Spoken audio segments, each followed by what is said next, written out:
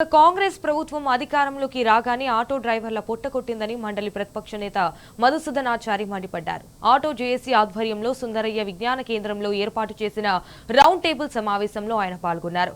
ఇక ఆటో డ్రైవర్ల ఆవేదన రేవంత్ సర్కారుకు కనబడటం లేదని, మండలిలో ఆటో డ్రైవర్ల సమస్యలపై పోరాడుతామని మధుసూదనాచారి అన్నారు. 12,000 జీవన భృతి ఇస్తామని కూడా 2 ఏళ్లుగా సర్కారు కాలం గడుపుతోందని ఆయన ఆగ్రహం వ్యక్తం చేశారు. ఇటు ఆటో డ్రైవర్లకు బీఆర్ఎస్ అండగా ఉంటుందని భరోసానిచ్చారు మధుసూదనాచారి.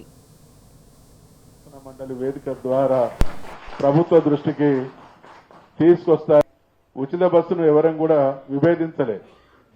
ఉచిత బస్సు నడపడం వల్ల ఏ వర్గాలకైతే నష్టం జరుగుతా ఉన్నదో, ఏ వర్గాలైతే వీధన పడేటువంటి పరిస్థితి ప్రమాదంలో ఉన్నారో, ఏ వర్గాల నోటికాడి మెతుకులు మరి వాళ్ళ నోట్లోకి పోకుండా కింద ఆ ప్రమాదం ఉందో ఆ వర్గాల విషయంలో సముచితమైనటువంటి నిర్ణయం తీసుకున్నటువంటి నిర్ణయానికి ప్రజామోదం ఉంటుంది.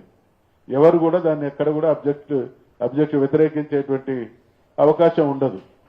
అయితే ఈ విషయాన్ని గమనించినట్టుగా దీనికి నివారణ చర్యగా మీరు ఏ 12,000 రూపాయలు ప్రతి సంవత్సరం ఆటో కార్మికులకు ఇచ్చి ఆదుకుంటామని ప్రకటించి అధికారంలోకి రావడం జరిగిందో, ఇవాళ 2 సంవత్సరాలు పూర్తి కావచ్చినటువంటి ఈ సమయంలో తక్షణమే గడచిన 2 సంవత్సరాలకు సంబంధించినటువంటి 20,000 రూపాయలను ఈ ఆటో కార్మికులకు చెల్లించాల్సిందిగా కూడా నేను ఈ వేదిక నుండి రాష్ట్ర ప్రభుత్వాన్ని హెచ్చరిస్తా ఉన్నాం.